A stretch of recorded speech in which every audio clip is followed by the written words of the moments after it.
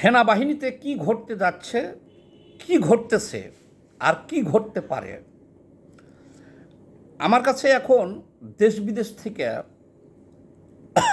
অনেক ভক্তবৃন্দ, আমার ফ্যান ফলোয়ার বা আমাদের কমরেড বন্ধু পরিচিতজন জানতে চাচ্ছে সেনাবাহিনীর বিষয়টা, এবং অনেক ধরনের তথ্য আমার মেলে, মেসেঞ্জারে, হোয়াটসঅ্যাপে জমা হয়েছে।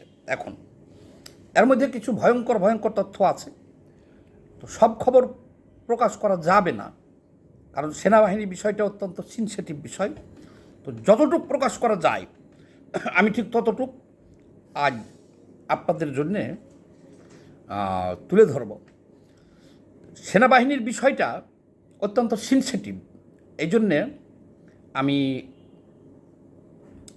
সেনাবাহিনী নিয়ে কথা বলতে চাইছিলাম না, কিন্তু বলতে বাধ্য হইলাম এবং বলতে হচ্ছে এবং বলতে হবে। সেনাবাহিনী হলো একটা দেশের স্বাধীনতা, সার্বভৌমত্ব রক্ষার প্রতীক বা মূল দায়িত্ব তাদের। সেনাবাহিনী, নৌবাহিনী, বিমান বাহিনী,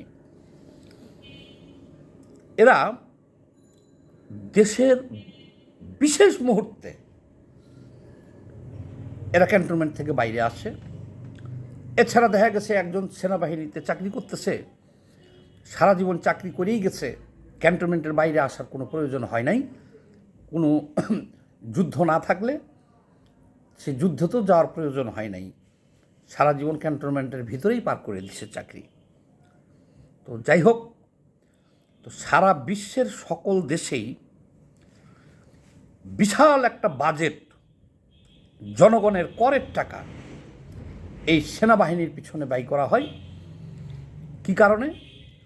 ওই যে দেশের স্বাধীনতা ও সার্বভৌমত্ব রক্ষার জন্যে, দেশের সীমান্ত রক্ষার জন্যে, বিডিআর, অভ্যন্তরীণ আইন শৃঙ্খলা রক্ষা করার জন্যে পুলিশ। তো দেখেন, পুলিশ তো জনগণের সাথে কাজ করে, এবং আমাদের দেশের পুলিশের বিরুদ্ধে অনেক ঘুষখোর বা অনেক ধরনের অনেক কিছু অভিযোগ আছে। পুলিশের সাথে সারা দিনে রাইতে চা খায়, আড্ডা দেয়, ঘুরে ফিরে। এই কারণে পুলিশকে তো আর কেউ পাবলিক ভয় পায় না। বা আর বিডিআরের যে কাজ আছে, বিজিবি এখন নাম হয়েছে, তারা থাকে সীমান্তে, সীমান্ত রক্ষার দায়িত্বে তারা থাকে। মূলত দেশের ভিতরের আইন শৃঙ্খলা রক্ষার দায়িত্বে থাকে পুলিশ। কিন্তু পুলিশ যখন ফেলোয়ার হয়ে যায়, 54 বছরে দেশ স্বাধীনের পর থেকে অনেকবারই সেনাবাহিনী ক্যান্টনমেন্ট থেকে বাইরে আসতে হয়েছে।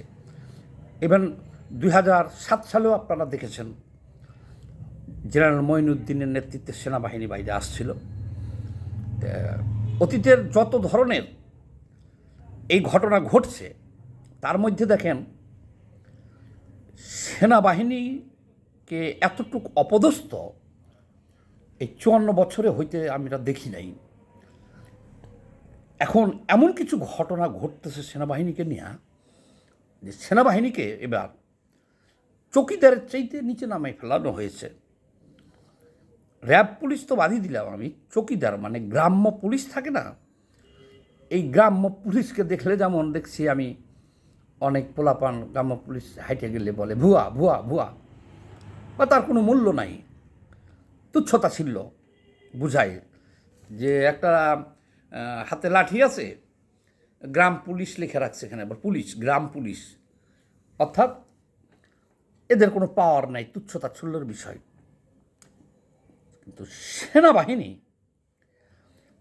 এই সেনাবাহিনীকে দেখে যদি বলে পাবলিক বা যারা মব সৃষ্টি করতেছে তারা ভুয়া ভুয়া ভুয়া বলে যদি স্লোগান তোলে, তাহলে একবার তুলতে পারে, তাহলে দ্বিতীয়বার কেন?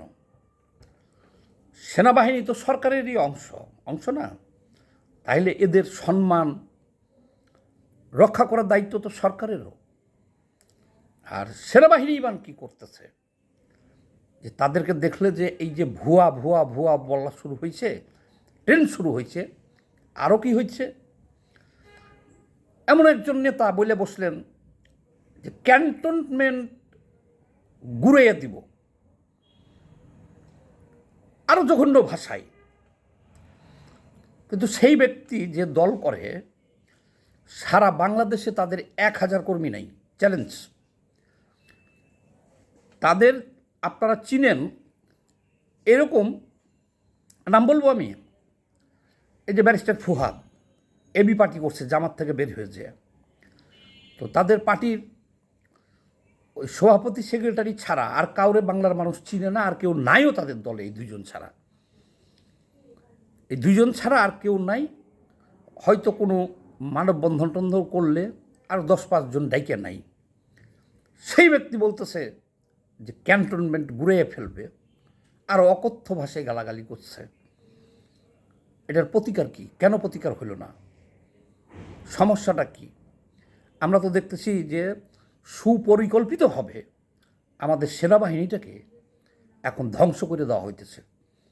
যে বাংলাদেশের সেনাবাহিনীকে অকার্যকর করার জন্যে এখন এই সেনাবাহিনী চলে আসছে ইউটিউব ফেসবুকের আওতায় চলে আসছে, সেনাবাহিনীকে আনা হয়েছে। যেমন ধরেন আমরা বলি না যে ওই যে রাইফেল 303 রাইফেল যে পুলিশের, এটার হলো আওতায় আসে হইলো কত 1760 গজের মধ্যে থাকলে যেগুলি লাগবে রেঞ্জ। তারপরে তো আছে ধরেন 500 মাইলও আছে, মিসাইল আছে, আরও অন্যান্য বিভিন্ন অস্ত্র আছে, তাদের রেঞ্জ আছে এতখানি। তাহলে ফেসবুককে এখন ফেসবুক আর ইউটিউবের রেঞ্জের মধ্যে চলে আসছে সেনাবাহিনী। আমরা দেখতেছি বিদেশে বসে থেকে সেনাবাহিনীর একেবারে সর্বোচ্চ সেনাপ্রধান সহ বিভিন্ন জেনারেলের নাম ধরিয়া উল্লেখ করিয়া জঘন্য ভাষায় তাদের সমালোচনা এবং গালাগালি করা হইতেছে, আমেরিকা থেকে, ফ্রান্সে থেকে, আর বিভিন্ন জায়গার থেকে। আর সেটা তো আছেই, দেশের থেকেও করা হইতেছে। এগুলো ভুয়া ভুয়া ভুয়া ভুয়া বলা হইতেছে, সেনাবাহিনীর গালাগালি করা হইতেছে, ফেসবুকে অশ্লীল বিভিন্ন ধরনের মন্তব্য করা হইতেছে, বিভিন্ন ধরনের গুজব। এখন এই এত কিছু করার পরেও সেনাবাহিনী যখন এদের বিরুদ্ধে কোনো ব্যবস্থা নিচ্ছে না, তখন আমাদের ভাবতে হইতেছে যে যারা দেশের ভিতরে বসে থেকেও অকথ্য ভাষায় সেনাবাহিনীর বিভিন্ন জেনারেল, সেনাপ্রধান, বিমান বাহিনী প্রধান সহ যাকে খুশি তাকে ভুয়া ভুয়া বলতেছে, সেনাবাহিনীর গাড়ি দেখলে ভুয়া ভুয়া বলতেছে, সেনাবাহিনীর গাড়িতে আগুন দেওয়া হয়েছে, কিন্তু সেনাবাহিনীর কোনো নড়াচড়া নাই। এখন আমাদের একটা বিষয় ভাবতে হইতেছে এবং বুঝতে হইতেছে যে সেনাবাহিনীর হাত পা বান্ধা এবং একটা গোষ্ঠী সুপরিকল্পিতভাবে আমাদের গর্বিত এই সেনাবাহিনীকে ধ্বংস করার জন্যে কাজ করতেছে।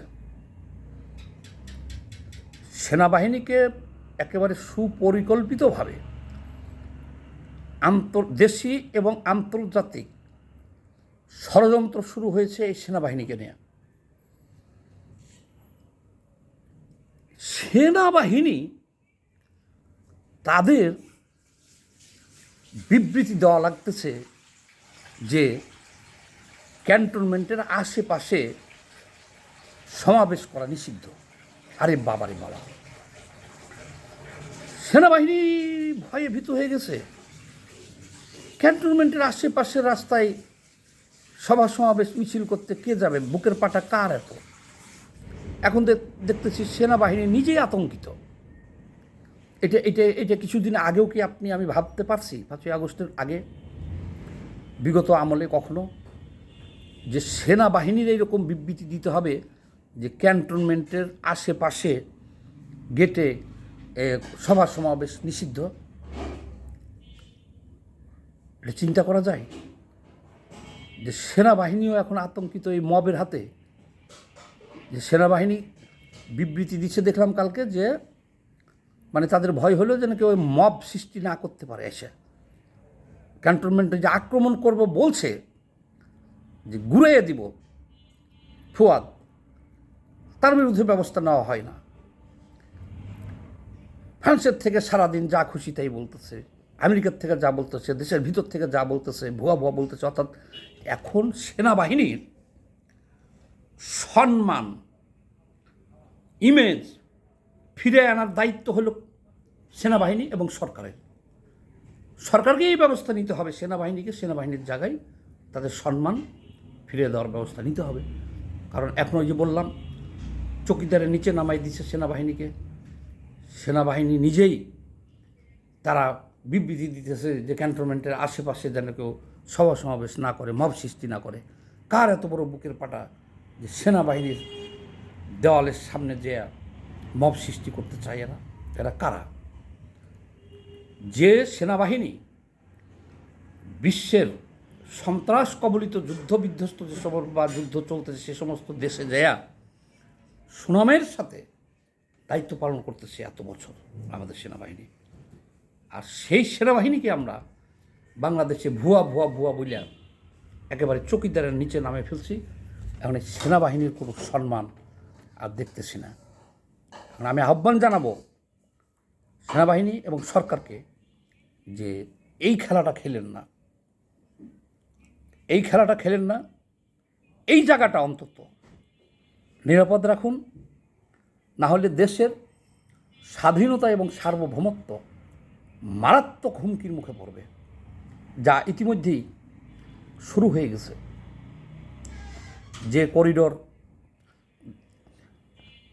একেবারে পুরা দেশবাসীকে অন্ধকারে রেখে যে মানবিক করিডোর দেওয়ার চিন্তাভাবনা করতেছে মায়ানমারে, আমাদের দেশের ভবিষ্যৎ যে কী আছে, বন্দর দিয়ে দেওয়া হইতেছে, চট্টগ্রাম বন্দর, সেন্ট মার্টিনে আমরা বাংলাদেশের মানুষ যাইতে পারি না, শাহপরীর দ্বীপে যাইতে পারতেছি না। আবার অনেকে বলতেছে, গুজব কিনা জানি না, যে চট্টগ্রাম বিচ্ছিন্ন হয়ে যেতেছে বাংলাদেশ থেকে। কিন্তু সরকার তো বড়ই চুপচাপ। তো যাই হোক, এই সেনাবাহিনীকে তার সেই হারানো মর্যাদা ফিরিয়ে আনতে হবে। যারা সেনাবাহিনীকে এই ভুয়া ভুয়া ভুয়া বলতেছে, যারা গাড়িতে আগুন দিচ্ছে, যারা ঘুরিয়ে দিতে চেতেছে, যারা অকথ্য হচ্ছে গালাগালি করতেছে, এদের বিরুদ্ধে সরকার এবং সেনাবাহিনীকে ব্যবস্থা গ্রহণ করতে হবে। না হলে এই চকিদারকে তো মানুষ কিছুটা হলেও গ্রাম পুলিশের ভুয়া ভুয়া বললেও চোর ডাকাত যারা আছে গ্রাম পুলিশ দেখলে একটু এড়িয়ে চলে, কিন্তু সেনাবাহিনীকে সেই মর্যাদাটুকু সামনে দিবে না। সবাই ভালো থাকবেন, ধন্যবাদ।